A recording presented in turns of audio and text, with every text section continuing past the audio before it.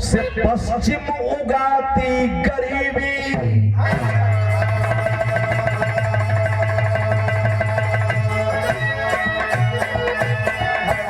भैया बाबू हो जेकरा जिंदगी में खाली अन्हारे बना, जेकरा जिंदगी में चारों तरफ खाली गरीबी ही गरीबी है, पूरा दिन हार तोड़ के मेहनत कैले के बाद हमरा पुरखा पुरनिया के शेर भर में झड़ा के आटा ना जुटे हमार मुसबिया।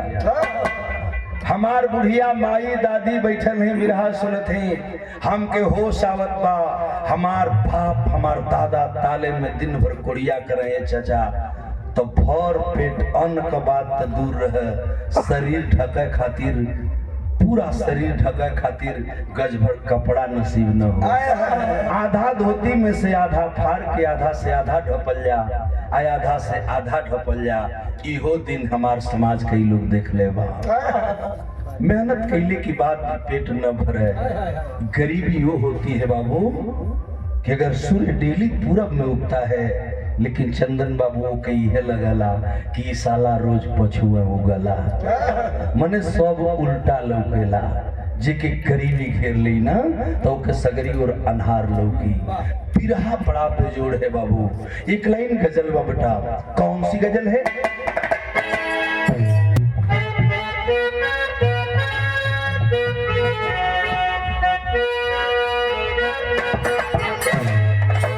यही गजल है। दिल में एक लहर, दिल में एक लहर सी उठी है अभी, दिल में एक लहर सी उठी है अभी।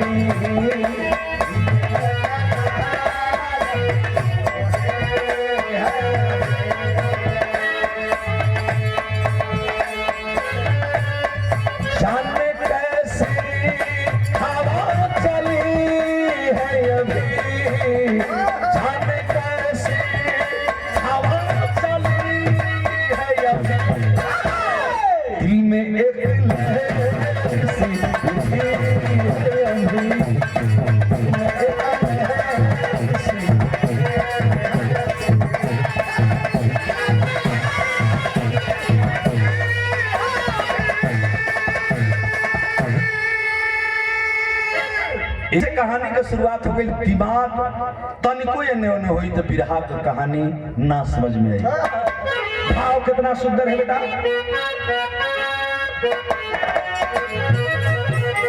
क्या क्या होता, क्या क्या होता है इस जमाने में, क्या क्या होता है इस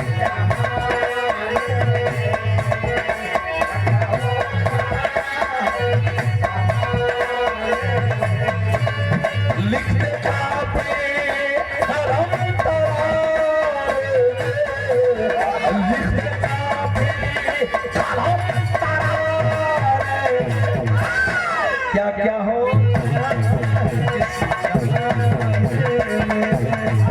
क्या हो।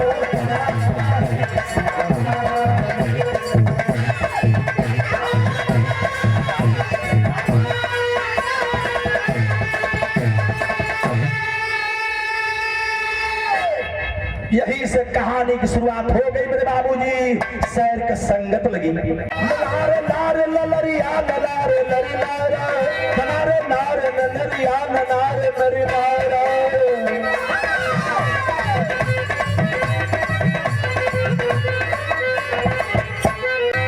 जिला छपरा में अहिरौली का दस्तान सही, जिला छपरा में अहिरौली का दस्तान सही। सुमुनि सीता पति पत्नी थे चौहान सही।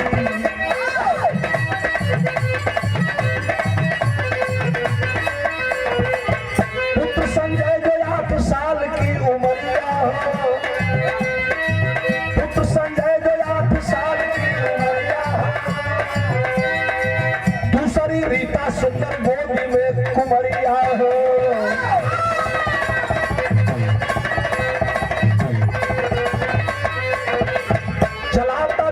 शिव मुनि बदनसीबी में सी ओ मुनी बदनसीबी में, रोटी के लाल पड़े लगन है गरीबी में।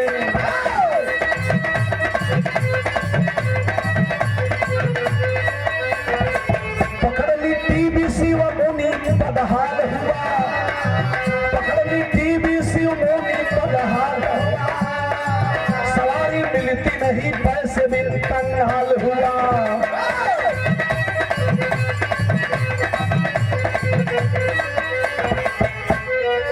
बीमार शिव मुनि भगवती भी लाचार हुई, बीमार शिव मुनि भगवती भी लाचार हुई, पति पत्नी में एक दिन थोड़ी सी तकरार हुई।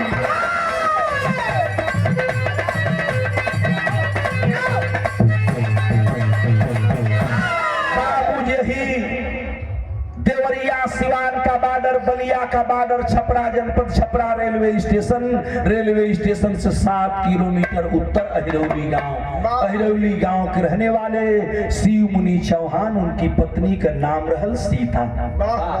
शिव मुनि और सीता का 2 लड़का रहे, बेटा संजय और रीता को लेकर के परिवार तो चल रहा था। छोटा परिवार था लेकिन बहुत ही गरीब था। मेहनत करेंगे तो रोटी मिलेगी, ना मेहनत करो तो सांझी को उपास हुई। ये रेलवे स्टेशन पर आके वो भाड़ा का रिक्शा लेके चलावे। 1 दिन 2 दिन 10 दिन 20 दिन हुई। रेलवे स्टेशन पर जब संगत में साथी कुछ पढ़ना चाचा तो शिव मुनि चौहान का आदत गड़बड़ हो गई। गरीब आदमी अपनी हर दीन दशा को भूल करके और गम मिटाने के चक्कर में आदत को बुरी संगत में डाल देता है। हमारे चाचा लोग कहना कि संगत से गुण होता है, संगत से गुण 2-4 साल कर संगतिया पियकड़ी मिल गई ना सो। आज जब पियकड़ी मिल गई ना सो तो चलावे के रिक्शा दिन भर मेहनत का काम करे के। घरवा से स्टेशनवा दूर रहल, 7 किलोमीटर का दूरी रहल। एक चचा रास्तवा में 2-3 गो भाठा पड़े। अब ओकर आदत गड़बड़ाई तो जब कमाई होके तो 10, 20, 50 रुपया का शीशी ले, दारू पी ले, भूलवा ले जीव के। लेकिन जब शरीर में गिरगिट रंगे लगल बिमलेश तो जब वो घरवा जाए तो रास्तवा में जौन भटवा पड़े तो भटवा पर रिक्शा खड़ा करके कचिया पिए शुरू कर। कचिया पी के कहियो कहियो लौट जा, कहियो घरे जाए, कहियो जैबन करे। कहियो घरे पहुंचे तो आटा लेके जाए तो आलू भुला गल बा, आलू लेके जाए तो आटवा भुला गल बा। रोज कही है दशा हो गल। दोनों लड़कन के लेके, संजय और रितवा के लेके सीता चौहान गरीबी का दिन तो झेल ही रही थी। अब पति का नशेड़ी हालात में दशा देख करके बड़ा दुखित है सीता। एक दिन के बाद कलश सा रात में सुता रहा, कला ये स्वामी यही तरह दारू पियब, रिक्शा चलेब, मेहनत का काम कर ले, तहरा के चिंता तनिको बा।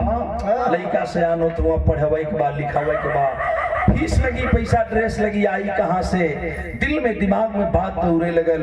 कला ये सितवा तू हमें झूठे न डांटत बाड़ू, हम सगरी व्यवस्था कैले कह के सो वही दिन तो सूत गई। दूसर का दिने जब उठल आई सितवा पहुंचावे खातिर सैया के, कलश की सैया एगो बात ना सुनता। कलक का बात बा? कलश की परसों ही होली का त्योहार बा, घर में फूटल कौड़ी के पत्नी के साथ शिव मुनि चौहान बात करने लगा। जब बात करने लगल है तो बिरहा में भाव दिल गई। बेटा कौन सा भाव है?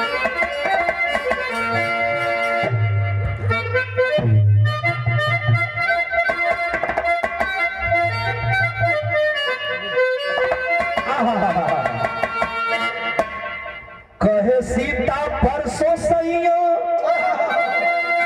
होली का त्योहार बाटे, 3 दिन से मिलल नहीं खे भर पेट भोजन। अब पति पत्नी बतियावत हुआ भर पेट कहियो खाना लेकर ना खैला सर। अब परसों फगुआ है तौले बड़का वाला एक बात सुन लेलस, दौड़ के आ गई पापा की लगे। अब बहुत बता संजय कहला हमके कपड़ा मंगई द पापा, अरीता कहले पिचकारी और रंगना।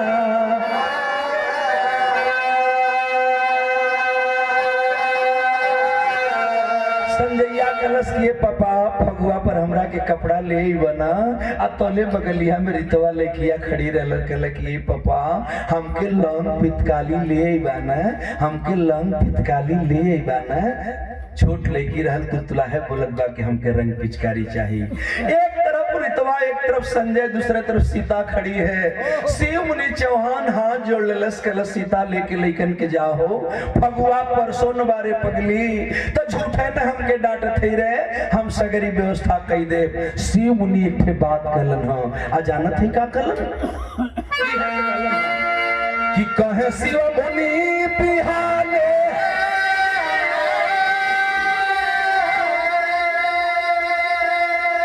पिसने पर जाई हम रुपया कमाइब कुल ही ले जाइब सामाना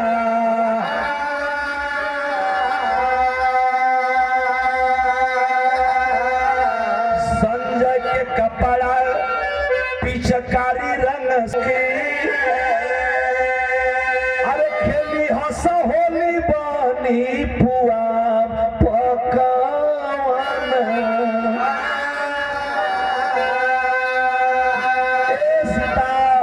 ए सीता तो हमके का डांटलू हो फगुआ पर सोनबा ए संजय हम जात ही रे आजो कमाई बहने कमाई तोर के कपड़ा भी ले आई रितवा तो के रंग पिचकारी ले आई आई का बुझत हो रे सबके घरे पुआ पकवान बनी त हमरो घरे बनी ई कह करके रिक्शा उठौलन है शिव मुनि आ छपरा रेलवे स्टेशन के चल दिलन सवारी के इंतजार करे खातिर। मन में उमंग बा कि आज ज्यादा से ज्यादा सवारी ढूंढूंगा ज्यादा से ज्यादा मेहनत करके और ज्यादा से ज्यादा पैसा कमाऊंगा बच्चों का अरमान पूरा करूंगा। पिता के दिल में यही है बच्चे सुखी रहेंगे तो संसार सुखी है। सोचत जब शिव मुनि से रिक्शा लेके चलन हो तो बिरहा का तर्ज बदल गई और वही गीत है कौन गीत आप सुना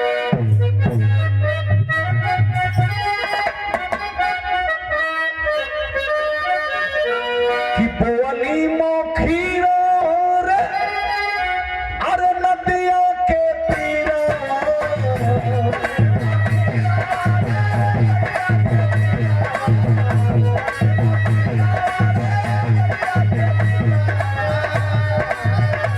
लेके सबेरे रिक्शा चलवाई बाजारी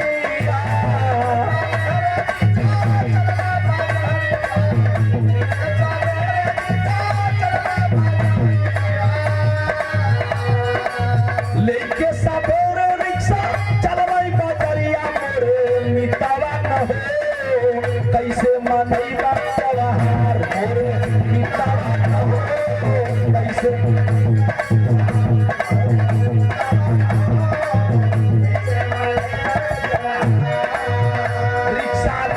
छपरा रेलवे स्टेशन पर आया मेरे बाबूजी रिक्शा को रिक्शा वालों की लाइन में खड़ा कर दिया। धीरे धीरे जब समय व्यतीत होने लगा 9 से 10 बजल 11 बजल 12 बजल 1 बजे लगल जब दोपहरिया हो गई कोई ट्रेन नहीं आती है। जब कोई ट्रेन नहीं आई तो कोई सवारी भी नहीं आई। शिव मुनि 2 बज गई लबले कोनो सवारी ना मिलल बड़ा घबरा गई हे भगवानी का बा। तब तक 4 बजल सांझ होखे लगल। भगवान तोहार गजब लीला हो पूरा दिन बीत गई लेको रुपया का कमाई ना भई न सवारी आई चचा न पैसा का बहनी भई।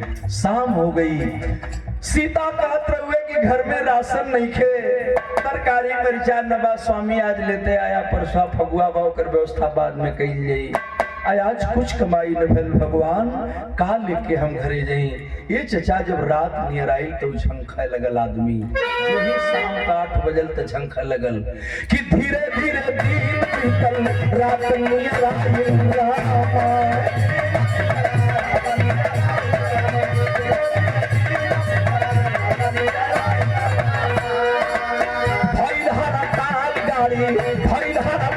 गाड़ी एको नहीं आई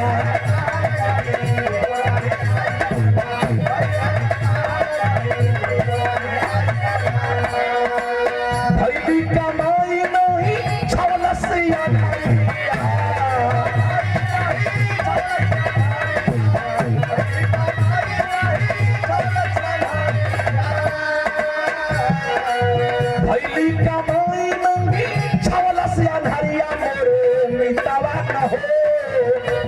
का बाजार मिटावा न हो, कैसे का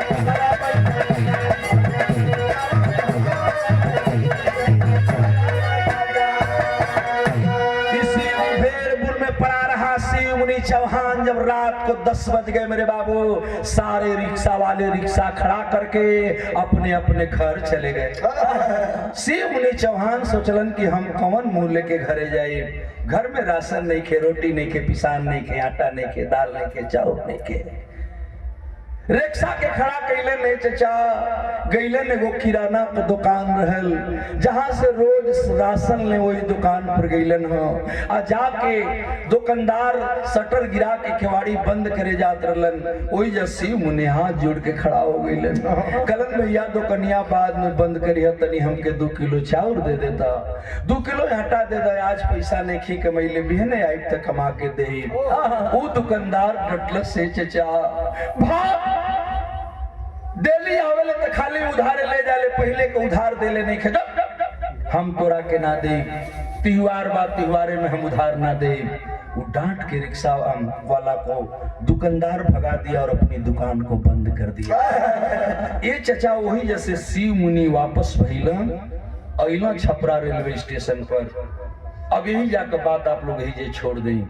रात का 10 से 11 बज गई। आज जब 11 बज गई तब फैल का तनी अब दिमाग लगाई।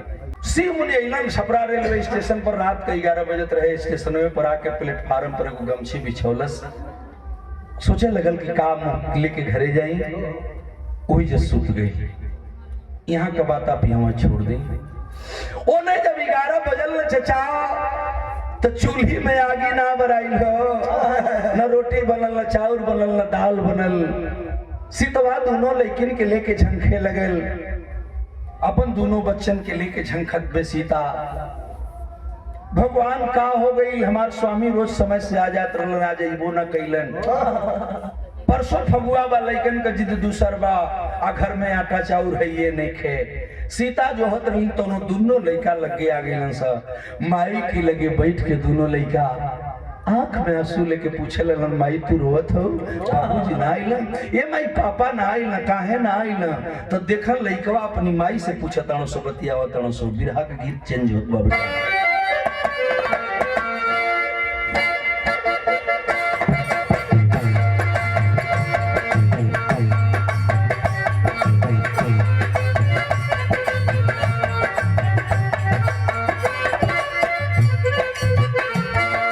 यही पार गंगा माई, ओही पार यमुना है।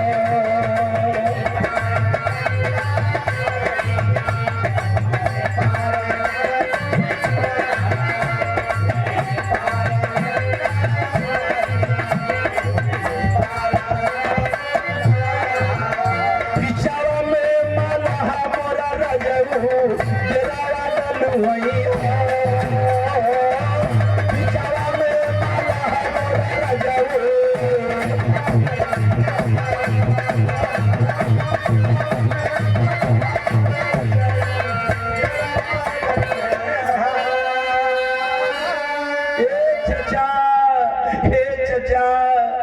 रतिया पहाड़ भइले,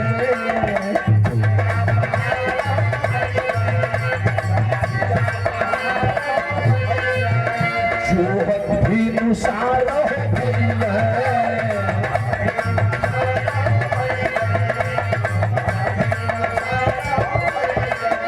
रीता पूछे पापा नहीं खवता अइले हो,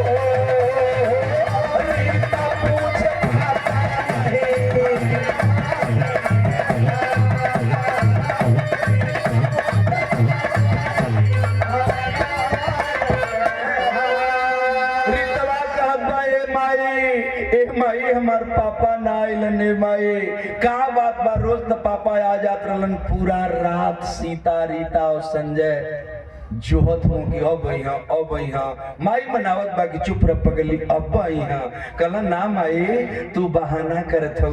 ए माई हम जानत हई और मैं तारा कारी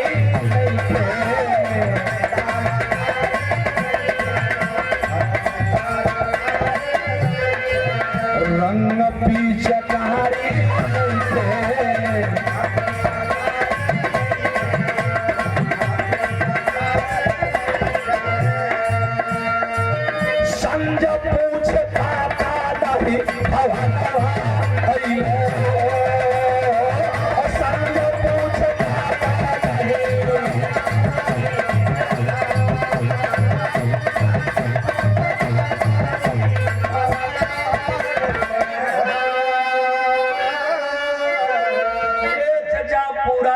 पूरा परिवार जो है शिव मुनि नाइलन बिहान हो गए। जब बिहान भइल न चचा ये संजय का पापा सीतवा का पति शिव मुनि चौहान दूसर के दिन भी पता ना लगल। तो हम बतौली कि तीसर का दिन फगुआ रहल। फगुआ का सवेर भइल लइका के 2 दिन चूल्ही में आगी ना बराइल बा, रोटी नहीं खे बनल, घर में खाना नहीं खे बनल, लइका खाना नहीं खा सो खैले। आज फगुआ के त्योहार बा। तीसर का दिन लइका बेचैन हो गइलन, सीतवा पागल हो गइली चचा। आज जब सीतवा पागल हो गइल ना तो खेलते बतौली कि लड़कवा गइल बहरवा। बहरवा जब गइल तो ओकरी ऊपर कोनो लइका रंग डाल देलस। तो लइका का जात ना आई तो दौड़ के आई गुरुजी तो अपनी माई से वो बात कर। देखी भोजपुरी साहित्य ऊंची बात कहा कि तवल संजा दुआरा से रोवत गइल आई कि डाललस रंग सोनुआ हम उठा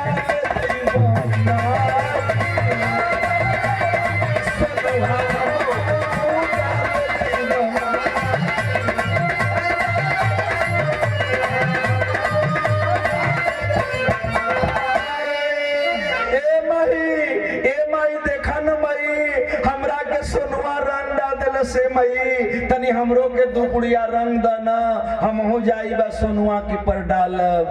आज लइका इतनी बात कल से चचा तो मई अपने कपार के धय के ठोके लगल। भगवान तू हमके काहे के बेटवा बेटिया देला, हमारी लगे दू पुड़िया रंग भी नहीं की कि अपनी बाबू के दे। मई भीतरे भीतर कही कि छतिया में पीरा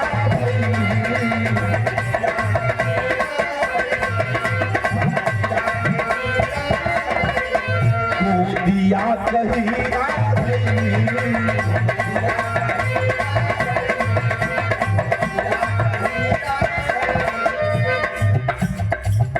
छतिया में पीरा भैली गोदिया कहीं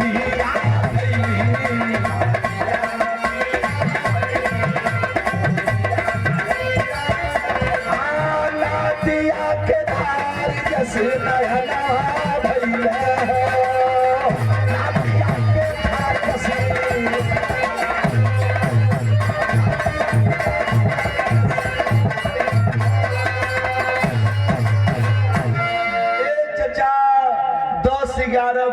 बजल। गांव को लड़की मेहरारू रंग खेले खातिर घर में से निकल गई। सो अबीर लगावे वाला प्लास्टिक की झोला में अबीर लेके घर घर से निकल गईलन। सीतवा अपनी मड़ई में बैठल में हमार सैया अब अइहा तो रंग ले पिचकारी ले पुआ ले पुआ पकवान बनावे के सामान ले ये झंकत रहल सीता। लेकिन ये चाचा फगुआ का दिन बा 12 बजल 1 बजल 2 बजल। आज जब 2 बजल तो केहू का कुछ बनत बा केहू का कुछ बनत बा, जेकर जवन इंतजाम बा वही में मस्त बा। सीतवा घर में लेकिन के लेके झनकत रहे। अब तक स्वामी नैलन करेजा फाट गई। ये चचा धीरे धीरे 2 से 3 4 5 बजल कहले का मतलब कि फगुआ का दिनवा खत्म। साँझ हो गई। जब अबहू शिव मुनि नाइलन तो रात का लेके कैसो कैसो सीतवा अपनी मड़ई में लइकन के सूतर रहल। लेकिन बिहान भइलो से बर्दाश्त ना भइल। घर से दोनों लइकन के लेले से आली के निकलल तो बिरहा में तरज लग गई। कौन गीत बेटा?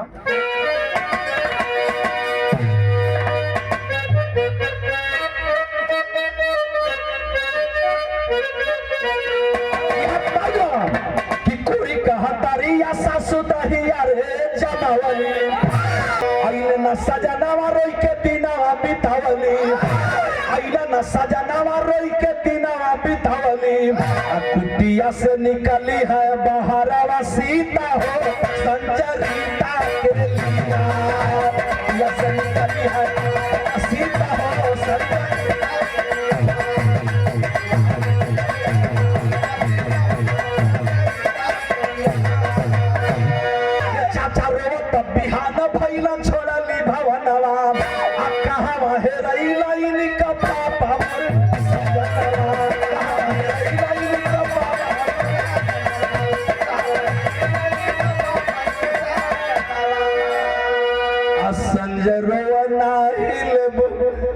मनवा पापा हो खाली जई तब बस देखा। पापा कहाँ हुआ पापा, हमने के छोड़ के चल गई पापा, कलियो ना आइला परसों ना आइला, आज फगुआ बीत गई का पैबा। माई रोवत बा, रितवा रोवत बे, संजैया कहत बा कि अब हम तो से कपड़ा रंग पिचकारी कुछ ना मांगा। पापा आजा पापा, खोजत खोजत चचा छपरा रेलवे स्टेशन तक लोग पहुंच गईलन, कहीं शिव मुनि चौहान का पता न लगल। जब रेलवे स्टेशन पर उ गई औरत, दोनों लड़कन के घूमे खोजे लगल, सोचत बा कि हमार पति यहाँ हुई तो रिक्शन वालन की लाइन की लगे चल गई। अपनी लड़कवा संजैया से कहलस, देखिए बाबू चलियो हो रिक्शा वाला चचा खड़ा हुवन, उन्हीं से पूछिया ना कि तोहार पापा कहाँ हुवन। वो लड़का दौड़ल दौड़ल गई, एगो रिक्शा वाला के लगे खड़ा भइल, कहलत चचा हमरी पापा के देखला हा। वो रिक्शा वाला पूछलस कि तोर पापा कौन, तोर पापा? कहला हमरो पापा रिक्शा चलावलन। कल तो पापा रिक्शा चलावलन बेटा, का नाम है? कहला शिव मुनि। अब रिक्शा वाला तुरंत रिक्शा से उतरा, कहला तू शिव मुनि का लड़का हुए? कहला हाँ हम शिव मुनि का लड़का है, हो हमार माई खड़ी बे, हो हमार बहन खड़ी बा, हमार पापा 3 दिन से घरे नहीं खंग नहीं गई। रिक्शा वाला दूसरका से बतौलस, दूसरका तीसरका से बतौलस, सगरी रिक्शा वाले घबरा गइलन, खोजे लगलन। वही में एक आदमी कहलस कि अरे मर्द देखवा हो होलिया के एक दिन पहलवा तो शिव मुनिया रहे हो, लेकिन आज नहीं खे लौकत, कालू ना लौकल। ओल सीतवा से लोग बतौलन कि देखबो 2-3 दिन पहले तोहर सनिया रहला, लेकिन अब तो नहीं खल लौकत। कुल रिक्शा वाला मिल के वो शिव मुनि के खोजे लगलन चचा, लेकिन शिव मुनि रहत तब तब मिला। पूरा छपरा का गली लोग खोज गलन, कहीं पता न चलल। संजोग से जौने दुकनिया से रसनवा लेत रहल, वो दुकानदार की लगे जब लोग गईलन तो बतौलस के सिमुनिया होली की एक दिन पहले आई रहे, कुछ हमसे उधार राशन मांगत रहे, होली का सामान मांगत रहे, हम ना दिए को कर लगे पैसा ना रहे, तैजा से मुड़ी गिड़ोलस चल गई, कुछ बोलस ना ले, हम अपन दुकान का दरवाजा बंद कैली चल गई। एक बाद हम कुछ नहीं की जानत भैया, इतनी तो पता चल चचा। लेकिन ओकरी बात जब लौट के रिक्शा वालों को खोजते हुए रेलवे प्लेटफार्म पर आई, ए चचा एक दिन ना हो, 1 दिन 2 दिन 3 दिन 4 दिन वही रेलवे स्टेशन में अपने सैया के खोजे, सैया रहत तब तो मिला, कहीं से आ जाइए, हे गाड़ी से है, वो गाड़ी से ही है। लेकिन ये चचा तनी साफ दिमाग लगाई जी, 1 दिन 2 दिन 3 दिन रही बगैर प्लेटफार्म पर तो वो के भूख प्यास लगी ना। डेट में 1 फूटल कौड़ी नहीं खे, पंचो पैसा 1 रुपया नहीं खे, लेकिन के कैसे खियाई कैसे जियाई। ते चचा जब ट्रेनिया आवा तो कुछ लोग ट्रेनिया में से उतरे तो कुछ पूरी खा, कुछ छोला खा, कुछ फल खा, तो जो खाई पियत रहे वही जाके खड़ी हो जा, 2 गो मांग के ले आके लड़कों के खिया दे, बचत अपने खा ले, आ नहीं तो इधर रह जा। ये करत 4-5 दिन बीत गई। ओके लोग भिखमंगिन अब स्टेशन पर लोग कहे लगलन कि रे मर्द कोनो भिखमंगिन आइल बा, देखा रोत या रोज कई दिन से इधर रहत या। आ जब लोग भिखमंगिन कहे लगलन तब बजर न गिर गई, ना बर्दाश्त भइले चचा। एक दिन दोनों लड़कन के लेके ट्रेन में चढ़ गई वे, आ वो ट्रेन बिहार से दिल्ली जात रहे। आ जब ट्रेन में चढ़ल बा तब भाई का तनिया भाई देखा तमाशा, अरे रोई रोई खोजा सीता मिला ना साजना, कहाँ रे गई आई कर पापा मोर सजनवा, कहाँ रे गई झूठरी बटोरी कैसो लई काजी आवे, अरे झूठरी बटोरी कैसो लई काजी आवे, आप पगलिन भिखारिनी बन की दिनावा बीतावे। आये चाचा वही छपरा से ट्रेन धई के, चाचा एक दिन छपरा से ट्रेन धई के, अरे छोड़ली शिवनावा कहारी, हे बाबू तोर पापा मोर सजनावा कहारी गई ना। पकड़ करके वह औरत जो है धीरे धीरे निकल पड़ी है चचा। छपरा से ट्रेन खुलल वे, छपरा से सिवान के रास्ते भटनी स्टेशन पर आइल वे। भटनी से आगे बढ़ल ट्रेन देवरिया होत गोरखपुर की ओर दंदनाथ जब चले लगल। ए बाबू वो लइकन के भूख लगे लगल, प्यास लगे लगल। माई गाड़ी में बैठल ही पहली बार लइका बड़ा खुश हो, लेकिन भूखन प्यासन तड़पड़ाए लगल। माई कुछ खाना ना दे दे तू, माई कुछ पानी दे दे तू। दोनों लइकन के कहां से खाना दे कहां से पानी दे, माई बड़ी चिंतित हो गई। ट्रेनिया हन हन हन हन भागत जात रहल। ये चचा देवरिया से गोरखपुर, गोरखपुर से सीधे गोंडा, गोंडा से लखनऊ पहुंचती है वो ट्रेन। आज जब लखनऊ ट्रेन पहुंची है तब बिरहा में भूचाल आ गया। और जानते हैं क्या हुआ? धीरे धीरे रात का धीरे धीरे 9, 10, 11 बजे लगल। वहां जब ट्रेन पहुंचल था, अब ओइजा लइका एकदम व्याकुल हो गिलन। ये साहब ई कौन स्टेशन बा? ई लखनऊ बा, यहाँ आधा घंटा ले ट्रेन रुकी। लइका भूखायल हुआ, पानी मांगत हुआ, खाना मांगत हुआ। देखलन कि कुछ लोग स्टेशनवा पर, प्लेटफार्मवा पर रोटी सब्जी कीन के खात बा, कोई लोग उतर के कुछ टिफिन में धैले बा ऊ खात बा। कुछ लोग गाड़ी में अपन अपन बक्सा खोल के जौन खाए पिए के सामान ले रहल सब लोग खाए लगल। लइकवा टुकु टुकु ताके लगल सो। आ जब ताके लगलन माई से बर्दाश्त ना भइल, अपनी बबुआ और बबनी के कुछ खियावे खातिर कहले बेटा यही में बैठा रोगन, यही जब बैठा रही है तनको उतरला की जरूरत नहीं कि हम अबे खाए के लेके आवत नहीं। यही कह करके वो माँ ट्रेन से उतर जाती है। आज जब ट्रेन से उतर गई लखनऊ में खाना ले आवे खातिर, तो बाहरे भगवान कबो कबो तू गजब लीला कह दे। का भइल बिरहा में बेटा? किस्मत का भी तमाशा देखिए, रजनी सिहर गई दिनकर भी देखे झांसा। भैया रजनी सिहर गई दिनकर भी दे गए झांसा, किस्मत का भी तमाशा देखिए।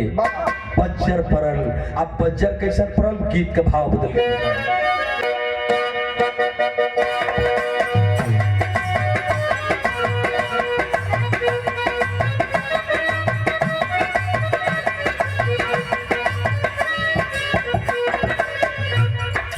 सुंदर भाव है मेरे बाबू कि बचवन के ले के चाली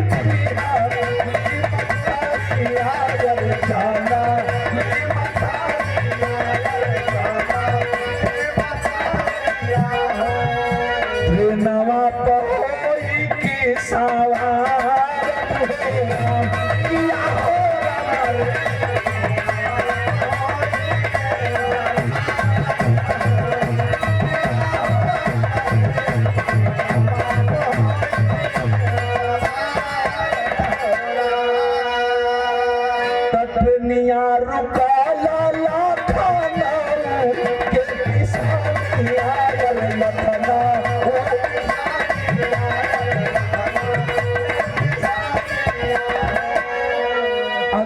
भूखिया लगल बाबरिया हम बतौले की माई लखनऊ स्टेशन पर रोटी मांगे खातिर नीचे उतरे लगली ने पंजाब। लइका वही डिब्बा में बैठल होने चचा। अब माई जब स्टेशन पर उतरल तो दौड़ के आगे बढ़ल। कुछ लोग खात रहल, नोया खड़ी बा। कहलत तनी हमरा के दूगो रोटी दे दे, हमार बाबू के भूख लगल बे, हमरे बबनी के भूख लगल बे।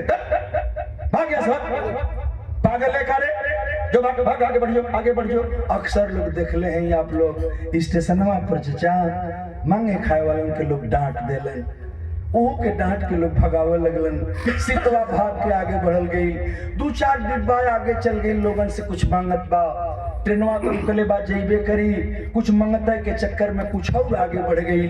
कुछ मिल गई तो हम खा ले, बबुओ खा ली, हम बबुनियो खा ली। यही चक्कर में जब कुछ और आगे बढ़े लगल, धीरे धीरे समय का ख्याल नहीं रहा बाबू। आज समय का ख्याल न रहल, कितना टाइम बीत गई ओके कुछ पता ना चलल। इन्हें गाड़ी हारन देत बा, आज चले खातिर गाड़ी प्रस्थान करे लगल।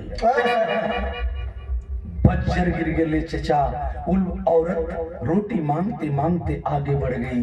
कहीं रोटी मिल जाई तो बबुओं को खिया दे, अपनों खा ले।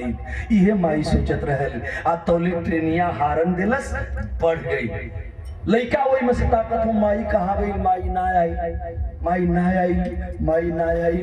कहाँ बा माई? वो देबा थोड़ी के देर के बाद जब पीछे देखलस ई तो वह ट्रेनवा चलत बा जोने में हमार बाबू बबनी बैठल हुमन। वही जैसे दौड़े लगल चचा, दौड़े लगल सितवा, बाबू कहाँ बैठल हुन? वो डिब्बा में लौकत हुन बबनी। हमार ताकत या माई का ममता बड़ी अनमोल होती है बाबू। बच्चों को देख ली जब गेट पर कि लड़का ताकत हो कि मम्मी आवत बे। अब दौड़े लगा, लोग बोलन कि चढ़ियो कौनो के डिब्बा में चढ़ियो तोर बाबू मिल जाई हन, लेकिन बबुआ मिलिहन कैसे उता हो डिब्बा में बड़न। मेहरारू कही है समझ में आवत बा। गाड़ी दौड़े लगल, औरत भी दौड़े लगल। दौड़ते दौड़ते बाबूजी एक डिब्बे के पास पहुंच रही थी, लेकिन संजोग देखा मांगत रहल जब भिखिया खाए खातिर ना, तब दो चार गो रोटी तो के मिल गई रहल जौन जुठन फेंका रहल, तो एगो हथवा में रोटिया ले ले रहल। सोचलस कि बाबू खा लिया सब, तब पानी का पियाई, तब बोतल खरीदे के बेवत तबाना, पानी खरीदे के बेवत तबाना। एगो प्लास्टिक का झिल्ली ले ले रहल, उठौले रहल, वही प्लास्टिक की पनिया में पानी ले लेलस। तो एगो हथवा में पानी रहे, दूसरका में रोटिया रहे। दौड़ल जात बा, पनिया न गिरे, रोटिया न गिरे। माई दौड़त दौड़त कैसो कैसो डिब्बा के करीब पहुंच गई। आ डिब्बा की लगे जब पहुंचल न चचा, तो जौने हाथ में छिलिया में पनिया ले रहल, उ हथवा रहे चचा लपक के फेंक दिलस। आप फेंकलस तो गेटवा की लगे, आप लोग देखले हुई हैं, दूठे चढ़े के पकड़े खातिर पाइप लगल होला। लपक के जब फेंकलस तब पनिया वाला हथवा से पकड़ा गई पाइपवा, लेकिन जौने झिलिया में पनिया रहल ना, उ झिलिया फट गई। जब लड़ल तो झिल्ली फट गई, तो में जो पनिया रहल हर हर हर हर बह गई। आज पनिया बहल तो हथवो ले कुछ पानी लग गई, हथवा में झिल्ली बा, पाइपवा पकड़ले बा, ट्रेनवा तेज होखे लगल, हथवा धीरे धीरे सरके लगल। आज जब हथवा ऊपरा से सरके लगल न चचा, तो वो कुलाच के चढ़ल चाहत बा। अब तब तक ट्रेन रफ्तार पकड़ लेती है, प्लेटफार्म को पार कर गई। आज जब प्लेटफार्म पार हो गया तो हच दे लड़की नीचे गिर गई। जब नीचे गिरल देखा बजर पर जात बा। कौन बात? कि जुठरी बटोरे माई नीचा, राव तारा लीर नीचा, राव तारा लीर नीचा, राव तारा तो लेटनिया खुलल बाती बाहर न हुआ, थोड़ी के पकड़ी के तू पागल ना पारी आगल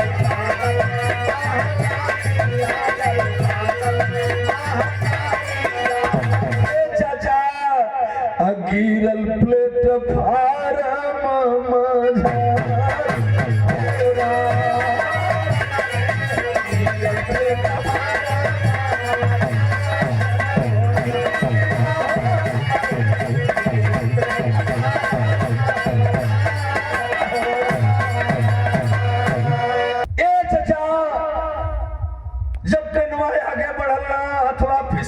लपदे नीचे आई ले जा, और नीचे भग दे जब गिराल तो हथवा तो पकड़ाई रहल, पैरवा फिसल के दोनों ट्रेनिया के नीचवा चल गई रेलवे लाइनिया पर। जब रेलवे लाइन पर गई तो वो कहा मरुवत करत बा ये चचा, लपे पैर पड़ल आ दोनों पैर जो नीचे गई रहल, वही जैसे पैरवा के वो के धूस कह के काटत, धूस कह के ट्रेन आगे बढ़ गई और आधा शरीर वो सितवा चौहान का ट्रेन प्लेटफॉर्म के नीचे उस पटरी पर पड़ी है। ये ने दोनों लड़कवा देखलन के हमर माई हो दे गिरल में, माई गिरल बा, वही ट्रेनवा के डिब्बा में से चिल्लात हूं। आदमी देखला कलारी मर दे लिखवा गिर जे हैं, सो पकड़ के दुजने भीतर खींचलन। गलत चुप रहो, तुम्हारी मम्मी मिल जाएगी, मत रो, अभी आ रही है, दूसरे डिब्बे में चढ़ी होगी, उन लोगों के का पता बा। लेकिन ट्रेन चलल तक चलते रह गई चचा। आज जब आगे बढ़ल ना तो हम बतौली कुछ दूर गई तो लड़िकवा वही ट्रेनिया में रोए लगला, माई ना आई, हमन कैसे जाई, भूख लगल बा। अबे चचा केहू बिस्कुट देवे लगल, केहू पानी देवे लगल, कुछ बिस्कुट देला, कुछ लोग पानी देलन। लड़का बिस्कुट पानी खैलन, लेकिन माई के खोजत हूँ कि माई ना मिलल। बिस्कुट पानी खैला सब पानी पी के उ लइका रोवते रोवते वही ट्रेनवा की डिब्बा में जो है गलियरवा होला ना वही में दोनों एक बेर घर में घर मिला के बाई बाई दोनों भाई बहन पकड़ के आ बाबू वही जा रोवत रोवत दोनों सूत गई ना। जब सूत गई ना ये चचा तो ट्रेन दौड़ती हुई धीरे धीरे सवेर हो गई और वो भाई के दोनों लड़का पड़ल हुआ दिल्ली चल गई ट्रेन जब दिल्ली पहुंचल ना ये चचा तो सब लोग उतरे लगलन लड़कवन के देखलन लात न लौटे कैसा लड़का है वो रास्ता में लेटल हमरे हटवा हो लोग हटौला लड़का किनारे में जगला अरे मर्दे मारा मत हो ये तो उह लइकवा हम जोने के माई वो लखनऊ शायद हेरा गई रहल। ए बेटा सुनो सुन उतरा आओ नीचे उतर जो ये आखिरी स्टेशन बा तोर माई यही डिब्बा में कहीं चढ़ दे वहां से लेके यहाँ ले आदमी उतरी है यही में तोर माई उतर जाई।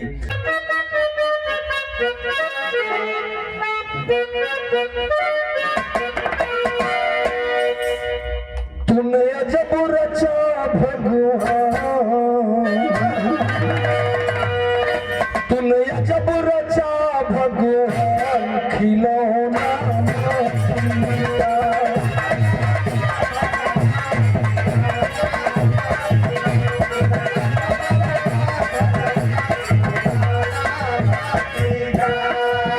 दिल्ली के दरना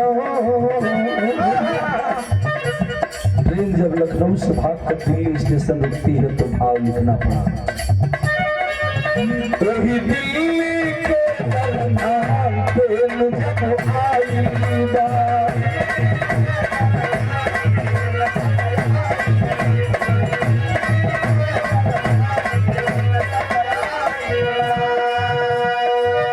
धीरे धीरे भयल बिहार धीरे धीरे भयल बिहार ट्रेन जब आई धीरे धीरे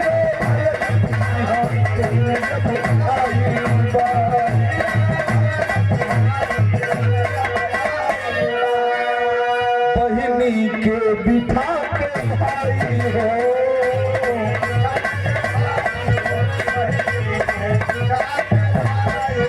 चढ़ाओ बर ब्रिज पर जाई हो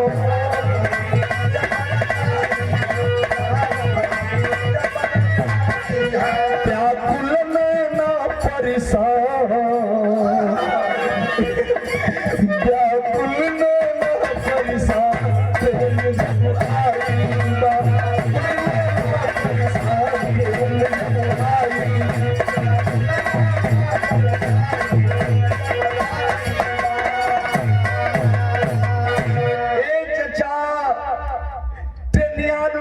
अपन सामान लेके उतरल ओवर ब्रिज पर चढ़ल अपनी अपनी गंतव्य के चल गई। थोड़ी देर ले भावा बहनिया हो जा बैठा रहलन माई अब मिलियन लेकिन वो माथे से ही माथे ले खोजलन। जब माई ना मिलल ना तो भावा कलश किए बहनी है ब्रिजवा पर बैठा हम जात है अब्बे लगत बा सब लोग हरे गइल है ब्रिजवा पर माई परा गइल होई तनी से हम देख के आवत है बहनिया तो जब बैठ गई भावा गई खोजे आ खोजत खोजत जब रास्ता भटकल तो निकल गया दिल्ली मेन गेट के बाहर माई के खोजते रह गल। जब लेट भइल तो बहनिया उठल जा अब बहनिया उठल ना कि भैया गइल नहीं ना लगत बा माई भी ऊपरा होई तो हो गई ऊपरा और ऊपर गई रास्ता भटक करके बाईं तरफ निकलती है और पूरब तरफ अजमेरी गेट के बाहर आ गई। किस्मत ने गजब का तमाशा दे दिया दोनों बच्चे दो तरफ गए शाम होखे लगल भैया और जब शाम होखे लगल ना तो कोनो लड़का रोवत बा कोनो लड़का छूट गइल बा यही बात सोच करके बाबू वो लड़का के वहीं के रहने वाले नई दिल्ली के रहने वाले नमकीन भुजिया की फैक्ट्री चलती थी उनकी देखलन कोनो लड़का बा अनाथ बा लोगन के भीड़ लगल बा कल ले चला मर्दे के हम ले चलते लड़कवा के ले चला पालक पोसब वही फैक्ट्री पर रही काम करी हमार सहयोग करी सयान पढ़ा हो जाई पढ़ा लिखा दे कुछ काम करी श्यामलाल गुप्ता दिल्ली वाले लेकर के अपने मकान पर चले आए। इधरिया जब पूर्व जो लड़किया गई रहल, साँझ हो गई, कहीं खाना पीना न बा, रोडे पर दौड़त बा, कौन लड़की बा, कोनो पागल बा नहीं। जब लोग पकड़लन, पूछे लगलन, रो रो रीतवा जब सगरी बात बतौलस तो वहीं के रहने वाले, अजमेरी गेट के पास ही के रहने वाले एक बहुत जोरदार किस्म का व्यक्तित्व का धनी आदमी रामलाल गुप्ता, जिनकी फैक्ट्रियां चलती थी, तमामों लोग काम करते थे। संयोग से भगवान को अनुवाद औलाद न दिल रनोई लेकिया को उठोला लेके चल गिला अपने घरे। दोनों लड़का दो जगह पलाय पुसे लगलन। माई उधर पैर कटार के उधर पड़ल बे, बाबूजी का पता न बा। धीरे धीरे भइल का बाबू समय बीते लगल। आज जब समय बीते लगल तो जानत ही एक दिन का एगो घटना सुनी। माई जो लखनऊ स्टेशनवा पर गिरल रहल, ओके रेलवे का डॉक्टर उठौलन, जीआरपी के सिपाही दौड़ के गए, उठा करके रेलवे हॉस्पिटल में लाए और उसकी दवा शुरू हो गई।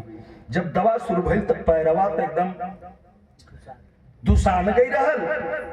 जब पैर दुसा गई रहल तो डॉक्टर ने कहा कि इसका कोई दूसरा इलाज नहीं है, ये लवारिस औरत है, कौन जाएगा झंझट में। ये चचा होकर एगो पैर कटलस आ एगो पैर काट करके निकाल देलस। दूसरका का फिर दवाई करे लगल। आज जब दूसरका का दवाई करे लगल तो उस समय सीता चौहान के होश आ गई रहल। अपनी लइकन के बउआ खोजत बे, छपटियात बा, जब छपटियात बा बांधल गई रसरी से ना मानत बे सितवा। हमार बाबू बबनी कहाँ गईलन, ना विश्वास पड़ल। एक दिन रात के वक्त में वो सीता चौहान भाग करके हॉस्पिटल से बाहर आ गई। रोड पर आई ले, इधर घिसरावा लगल, घिसरावत घिसरावत सोचे लगल कि आज लड़का मिले हैं, बहने मिले हैं। वही लखनऊ स्टेशनवा प्लेटफॉर्मो पर भीख मांग के जिए लगल, अपने बाबू बबनी के जोहे लगल कि अब यहाँ अब यहाँ। वक्त बीतत रहल। एक दिन के बाद बा, एक दिन ओके पता चलल कि जो ट्रेन से हम आवत रहली, वो ट्रेन तो दिल्ली जात रहे। वही में हमारे बाबू बबनी हमसे छूट गई रहलन। ए भगवान, चली हम कहीं बाबू बबनी मिल न जा। वो ट्रेन में चढ़ गई और लखनऊ से जब ट्रेन में चढ़ल दिल्ली वाली, बरसों के बाद तो जब दिल्ली वाली ट्रेन में चढ़ल, कुदुक कुदुक के वही डिब्बा में भीख मांगत बा, 2 पैसा दे दीजिए। दे दादा के नाम तुझको अल्लाह रखे। हे भगवान, हमार के 2 ठे रोटी के दे दा, 2 पैसा भिक्षा मांगते, कोई देत बा कोई डांटत बा। सीता चौहान और डिब्बा में भीख मांगत जात रहल। ट्रेन भागती जा रही है, तब तक उसी डिब्बे में एक करिश्मा हो गया। कैसा करिश्मा हुआ, बिरहे का भाव दिया गया है। क्या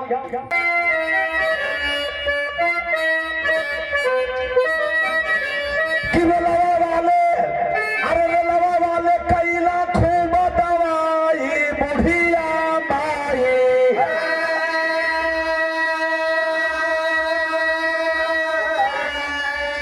लंगड़ी हो के हवा दिन पिताई बुढ़िया माई।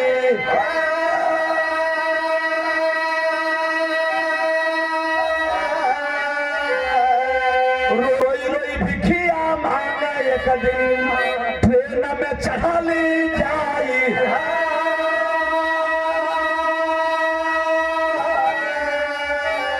वही ट्रेनिया में भिखिया मांगती, एगो अन्हरा गईल भेटाई।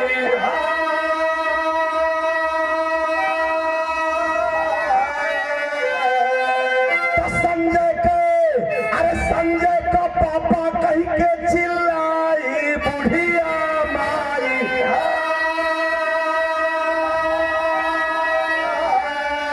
अरे ए संजय का पापा, तू संजय का पापा हुआ, रुका तनी है नहीं आवा। वो अंधा आदमी समझ गई कि संजय तो हमारी लड़का का नाम बा, ये के बोलत बा। अब तौले आवाज समझ में आने लगल। ए संजय का पापा, संजय का पापा रुका हो, रुका, हम सीता बोलत है, हम सीता बोलत है। जब सीता सीता सीतवा कलश से चचा, वो अंधा का कर जब फाट गई। कलश के रे सीतवा तुझे डिबुआ में भीख मांगत है का रे, हम अंधा हो गई। अब वो आदमी घबरा गई। कलश की अगर ये पकड़ ली हमके तो समझ जाए कि हम ही एक पति नहीं, हम ही शिव मुनि हैं। जल्दी से वो आनहर आदमी लपटे पीछे घूमल और ट्रेन में भागे लगे। लेकिन आनहर कितना भागी, अगवा अगवा अन्हरा भागे कह के रुका हो, रुका संजय रीता के पापा रुका हो, हम सीता तोहर बोलत हैं, लेकिन अन्हरा भागे लगे चचा बिरह गजब हो गल हो। जानत है का भाई कि रोई रोई भिखिया मांग एक दिन ट्रेन में चढ़ाली जाई, तो ट्रेनिया में भिखिया मांगते जब अन्हरा गयल भेटाई,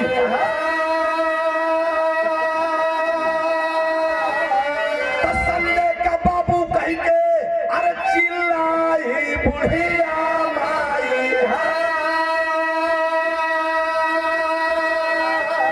ए चाचा आवाज सुनत अंधर हो गईला, घबराई बुढ़िया माई।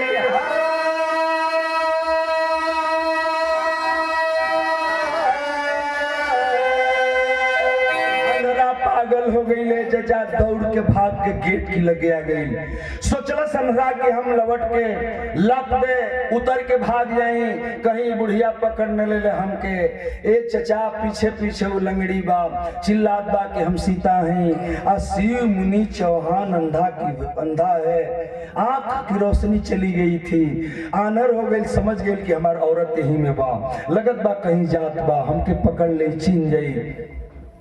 अब भाग के गेट के लगे गई ले चचा, पतैले में गेट से उतरल तो चालस जरूर, लेकिन लप दे जब पैर रखलस तो वो देखले वही उतरे खातिर 2 गो सीढ़ी के होले, वो जब पैरवा रखलस तो बिचली सीढ़िया पर न पड़ल, एक बाइक हचाक दे नीचे पड़ गई।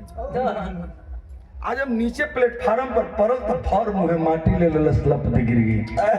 आज जब प्लेटफार्म पर शिव मुनि गिर गए बाबू, तो सीता चौहान पीछे से दौड़ती है, आ दौड़ के कई बार कूदल, आ कूद के भर अकवारी पकड़ लेलस, कहलस कि सैया तू हमके छोड़ के भागत रहला, आज भेटैबो कइले तो भागत हुआ। अब दोनों मर्द मेहरारू अकवारी में हाथ धके रोआ लगलन, गला में गला मिला के रोवत रोवत ए चचा लोग कहला कि हो रोला इतना कि बुझाइल कि बन का पतई झड़ जाई।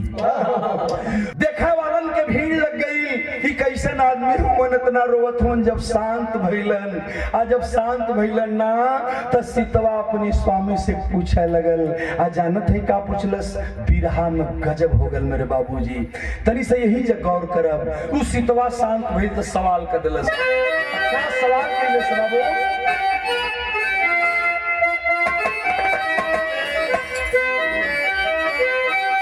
कि रोई रोई सीता तब पूछल कहानियां, कि बोला काहे छोड़ी भगला सैया जी हमार,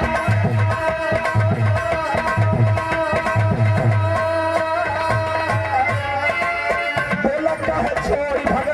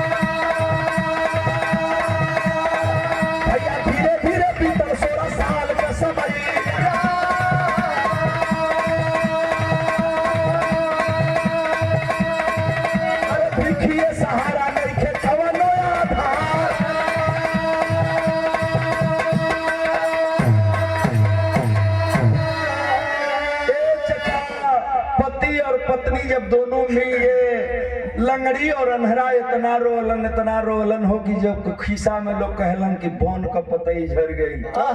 स्टेशन पर जब शांत हो गईलन तब सीतवा पूछत कि का हो सैया हमके छोड़ के भाग गई रहला, काहे भगला इहो ना बतौला। 4 दिन ले जो है तो के ना पता लागल, आज बिलतो हुआ तो भागत हुआ। तब अंधरा रोके कलश के रे सीतवा का करी रे पगली, जब हम तारा के एगो रोटी न दे सकीला रे पगली, हम ऐसन गरीब हो गईली रे पगली कि रिक्शा चलौले की बाद में हम लइकन के भरपेट भोजन न दे पाई तो हम का करती, हम घर द्वार छोड़ के सोचली कि भाग चला। जब ये आदत बा हमार तो कैसे सुधरी। आए पगली सुन, काम खोजत रहली, काम एक जगह मिलल, लेकिन वैसा काम मिलल कि हम गरीबी के मारे कबो हमके कुछ ना लौके, तोहन के जोहत बयां के दोनों रोशनी चल गई। आज हम आनर हो गई। हाँ छोड़ा ये कुल बात, रहे तो ये कुल बात बताओ रीतवा कहाँ है रे? ये सीता हमार बाबू संजय कहाँ हो? अब तो लंगड़ी से ना रहा गई। दोनों हथवा अपनी सैया का पकड़लस, कलस की सैया तू आनर हो गई हुआ ना, तो ले आओ। दोनों हथवा पकड़ के आ अपने दोनों ठेंगुनवा पर सटा देलस। आ जब दोनों ठेंगुना उठवत बा अनहरा तो देखलस कि दोनों पैर ठेंगुना से नीचे कटल बा। ये सीता तुम लंगड़ हो गई लोग से हमें वही लइकन खातिर दोनों पैर कटा देली। आज लइका नहीं खन मिलत ना रीतवा बा न संजैया बा। कला के अच्छा तो ठीक बा, जौना ट्रेन में रहली वो ट्रेन कहाँ रहे? कल दिल्ली जात रहे। तो वही दिल्ली पहुंच करके दोनों पति पत्नी लइकन के खोजे लगलन। जे भाई दिल्ली गई हुई, कबो अजमेरी गेट के तरफ, कबो मेन गेट के तरफ निकल करके बाहर से भीतर से बाहर दोनों पति पत्नी भीख मांगते थे, खाते थे और सो जाते थे। ये करत चचा 16 साल बीत गई। आज जब 16 साल बीत गई तो एक दिन का एगो घटना बा, जाना तरीका बा। जौने और लंगड़ी अपने सैया अनहरा के लेके बैठा रहल, वही की समनवा एगो टेंट लागल रहल। ऐसे ने तंबू टेंट पड़ल रहल, माई कोई बाजा उजा बाजत रहल। लंगड़ी कहलस कि स्वामी कुछ देखत हुआ? अनहरा कहलस की निपटे पगले ही कारे, हमके लौकता की देखत है? कद सुनात कल कहीं बाजात बाजत बा, कल जहां हमन बैठल है यही समनवा लगत बा कोनो बड़ बड़ुआ के बारात आई बे। लगत बा कि बड़ बड़ुआ के कोनो बारात बा, लोग खात बा न पियता न पानी पियता। हे स्वामी ढेर दिन का स्टेशन से खात जीव जिया गई बा, तनी चलता वो हरे टेंटवा के ओरिया पे एक पत्तल भात मिल जाई, शुद्ध भोजन मिल जाए तो हम खा के चलते जा। अनहरा कलश की तोके लौकता तू ही न लिया के चल भी रे पगली। तो लंगड़ी अपनी सैया के धैला सा कूदत वो टेंट की लगे चल गई जहां बाराता वाली बे। तब देखलस कि टेंट का सजावट तो बड़ा नीक बा, लेकिन बरतिया बहरा नहीं खे, हाल बा। ई मैरिज हाल में बारात आई तो वो लंगड़ी अपने अनहरा के लेके धीरे धीरे मैरिज हाल की गेटे पर चल गई। ये हमार चचा लोग तनी ध्यान दी। हम जब गेट पर गई ना तो ये सोचत बाई है कि तनी से एक पत्तल भात मिलित, रोटी मिलित कि हम खा के जैती जाई। जैसे लंगड़ी अनहरा ये दोनों सोचत रहा कि अब खाना मिली। केहू को नजर पड़ल तो दे दो, इनके पानी दे दो भाई पिया दो, तो केहू मीठा पानी देलस, दोनों पी ले। हंसो खाना के जोहत रहा चचा तौले बारात आ गई। जब बारात आ गई तो ये चचा कोई बारात में बाजा बाजे लगल, डीजे बाजे लगल, दुल्हा को नाचते हुए लेकर के, और दुल्हा का बाराती मंच के आगे सिंहासन पर चल गया। जौन दुल्हा का कुर्सी लगल बा, दुल्हा कुर्सी पर बैठ गिलन। जब दुल्हा कुर्सी पर बैठ गिलन तो थोड़ी देर के बाद लड़की वाले अपन लड़की सजौलन और लड़की लेकर के बाहर निकलन, और वो जयमाल के स्टेज पर लड़की भी चली गई। लड़की एक तरफ बैठ गई और लड़का एक तरफ। लोग बतियावे लगला कि बारे भगवान गजब जोड़ी बाप, जैसन लड़की वैसन लड़का, दोनों के चेहरा एक में मिलत बा, बड़ा सुघर जोड़ी लगल बा। बारे भगवान ऐसन जोड़ी भगवान मिलावत तो सबके। लोग आपस में बतियावत हुआ।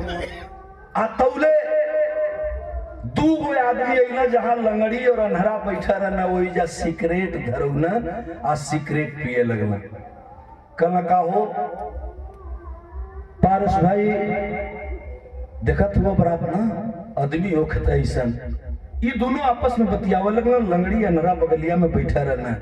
कहो पारस भैया कहना, कहो हाँ सुरेश भैया, कहा कत हुआ कल मेरे देखा आदमी होता ऐसा होके चाहिए। देखा हो रामलाल गुप्ता एगो लड़की पौना यही स्टेशन पर, अनाथ लड़की का है, दूसरे की लड़की का बियाह करत हुआ, पाल के पोसले हूँ अपने घरे। आप आज देखो कर बियाह बा कितना बेचारा खर्चा करत बा हो। ई बात सिगरेटवा पिए वाले बतियावत रहा, लंगड़ी सुनत रहल, अनहरा भी सुन लेलस। एक बेर भइल, दो बेर भइल, कहना भैया का मतलब बा? कहना कि आज से 16 बरस पहले यही स्टेशन पर एगो लड़की पौले रहा, वही के पल्ले हुआ, वही के आज बियाह है, देखा कितना बढ़िया व्यवस्था बा। फिर जब 2-3 बेर सुनल तब लंगड़ी कहलस अपनी सैया से कि ये सैया हमारे को बात ना मनता। वो लंगड़ी कहत के का कहले से तनी देखाए।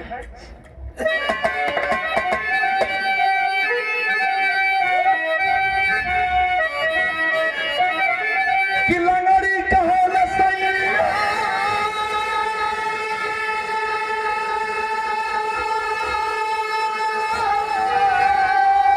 तनी बैठा यही ठाई हो, कैसन दुल्हा तनी हमहू देखले आई हो, कैसन दुल्हा।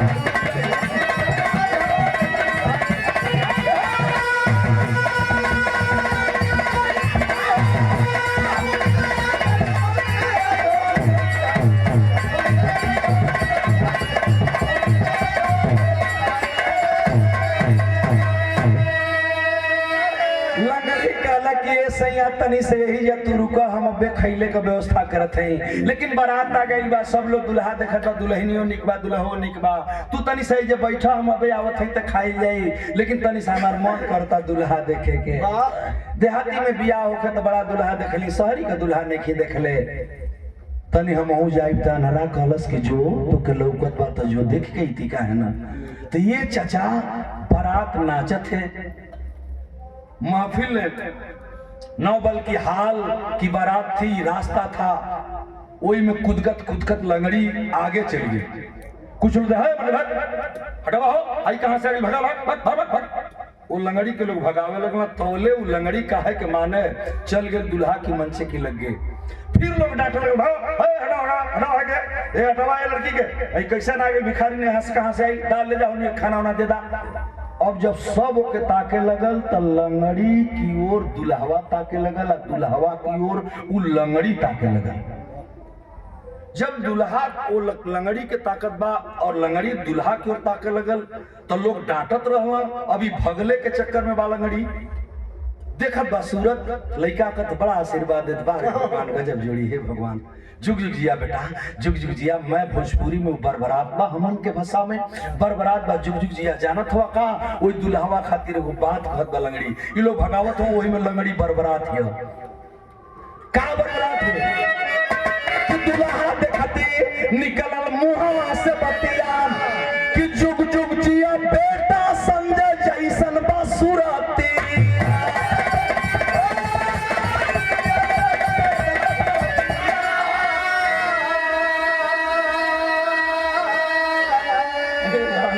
जुग जुग जिया लाल, लंबी उम्र है बाबू, दुआ हो आशीर्वाद हो बाबू, जुग जुग जिया। हमार बाबू संजय जहाँ होई ठीक तोहरी मतिन होई, एकदम बाबू का चेहरवा हमारी संजैया का तोहार चेहरवा एक में मिलत बा। हमार बाबू जहाँ संजैया होई तोहरे मतिन होई, इहे कोई के लंगड़ी बरबरात बा। ई बतिया दुल्हवा ताकत रह लगल सुन। जब भोजपुरी के बात सुनलस और लंगड़ी के जब लोग हटावा लगल तो ये सोचा लगल, का सोचा लगल कि लंगड़ी का बात सुन के समझ सकुचाई हो, कैसन दुल्हा दुल्ही तनी हम हो देखले आई हो, कैसन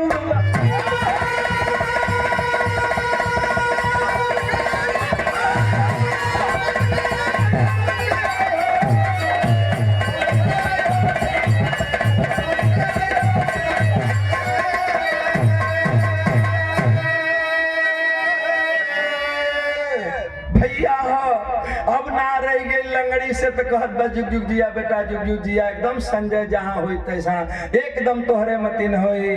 तो सब लोग तो के भगावत रहल, लंगड़ी अब घूम गई जाए खातिर। आ तौले दुल्हन के भी लेके लोग मंच पर चढ़ गए। आज जब दुल्हन के लेके मंच पर चढ़लन तो लंगड़ी अपन ओइया से हटल, आगे जाए लगल। तोले दुल्हवा कलश के रुका रुका रुकिए, ओ भाई साहब जरा उस लंगड़ी औरत को जरा रोकिए रोकिए। का बात हो गई दुल्हवा, काहे रोकत हुआ हो? ए बाबू का बात है, प्यास लगल है? कल कुछ नहीं, जरा उसको रोकिए ना। दुल्हवा अपनी मंच से नीचे उतर गईला।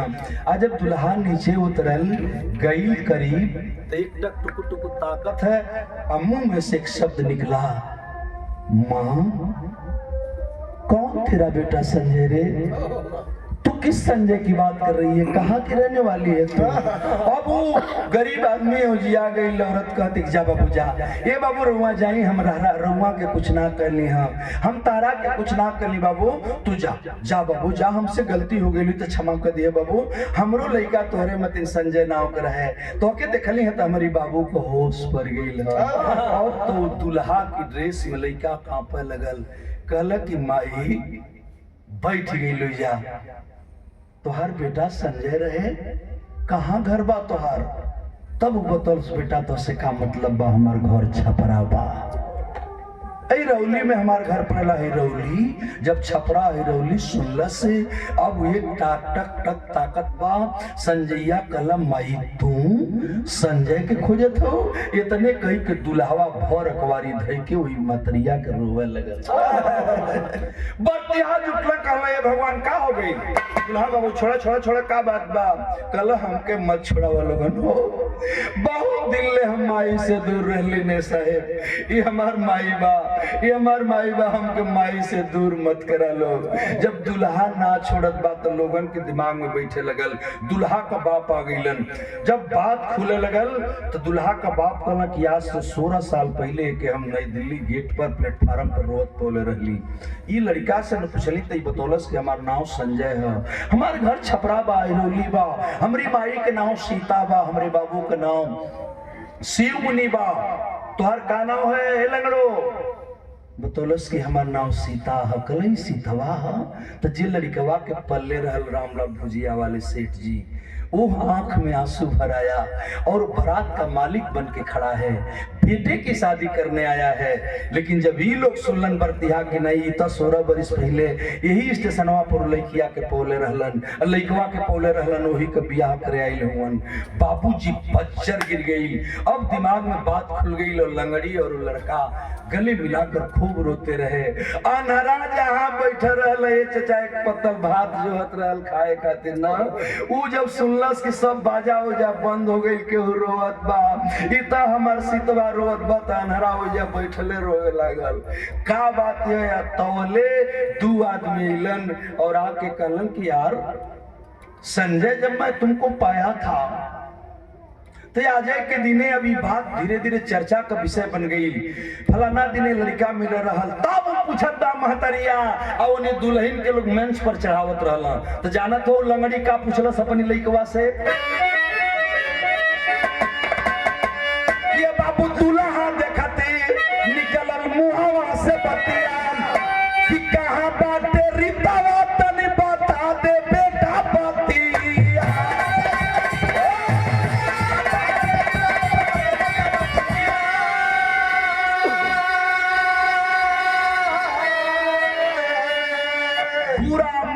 शिव लंगड़ी को ताक रहा था, दूल्हे को ताक रहा था, तोले उस सीता पूछ दिल के रे पगला, अगर तू संजय हो रे बाबू तो तोर बहनिया रीतवा कहाँ बरे? तो रीतवा बहनिया कहाँ बा? आप जब रीतवा रीतवा शब्द आई तो दुल्हा रोने लगा, कल ये मई 16 बरिस पहले तो के खोजत हमैली रीतवा, यही दिल्ली में से छूट गई रहल, आज ले रीतवा ना मिलल। आ तौले जब दुल्हन को रोता रीता रीता शब्द आया बाबू, तो जवन लड़की दुल्हन बन के बैठा रहल चचा, ओकरी कान में जब रीतवा शब्द गई, माई सीता का नाम सुनलस, भैया संजय के नाम सुनलस, एक टक निहारत बा चेहरवे उ दुल्हनिया, आ दूसरे तरफ सीतवा रोवत बे, संजय रोवत बे, आ तौले भोकर भोकर के स्टेजवा पर दुल्हनिया रोवे लगल। दौड़ के औरत गईली, कली बौनी का हो गई, काहे तू रोवत हो?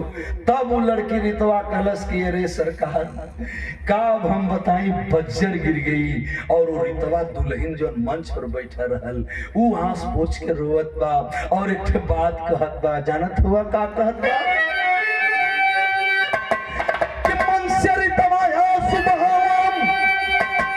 मन से रीता रोई रोई के रहाइली तिलक कैसन दुल्हा दुल्ही तनी हमहू देखले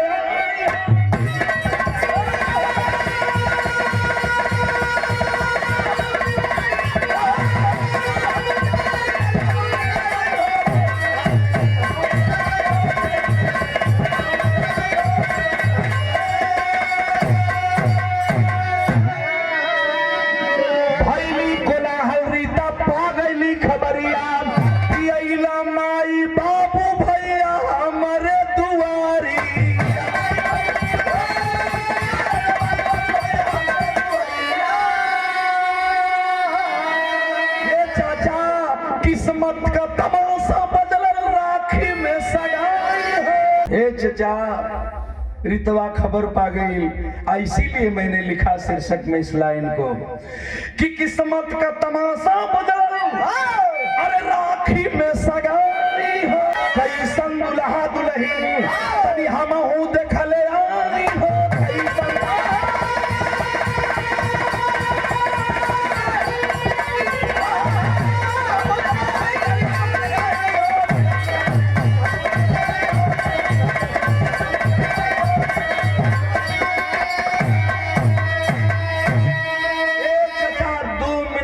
अब बिरहा का गौर करब। रीतवा देखलस कि हमार भैया हुवन उ माई है हवन रा हमार बाबू हुवन माई बाबू बहनी मिल गई दुल्हा जौन बन के आइल बड़न ई कहत हुआ कि रीतवा हमार बहन है ई कहत बा कि हमार भैया हुवन। अब का होई घर तिहा भी चकित बर तिहा भी चकित।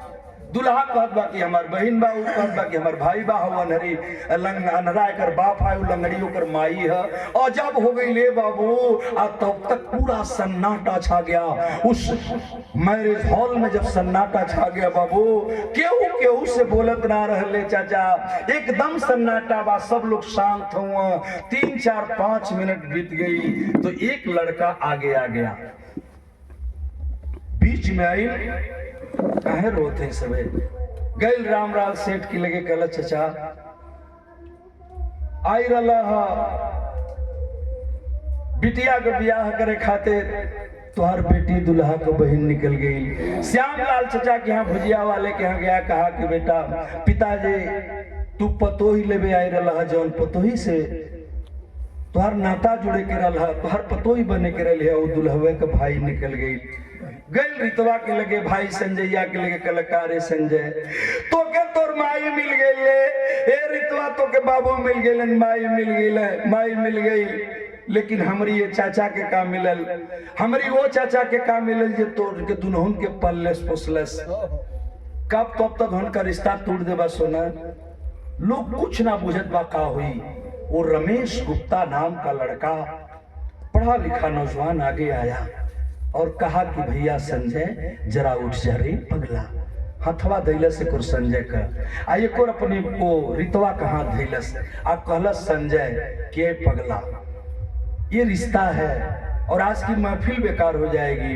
हई लोगन के सन्नाटा छोले बा इतना सुघर दुल्हन कहाँ मिली ये चचा तो के इतना सुघर पतो हो कहाँ मिली आहू देखा माई बाबू करे जब बैठल हुअन इतना बढ़िया समझी समझिन कहाँ पैबा आवा एगो काम कैदा उस संजय गुप्ता नाम का लड़का आगे बढ़ाया और भयवा संजय से कहलस का कहलस तनी है बिरहा 2 मिनट तनी हमारी कहानियां से न बिगड़े।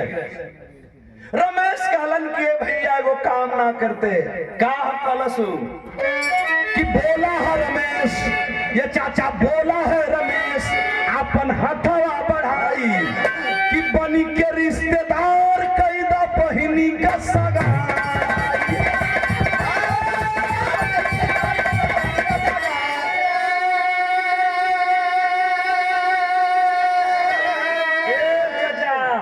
दुल्हा बनले सार कैला बहिनी का विदाई हो कैसन दुल्हा दुल्ही हमहू देखले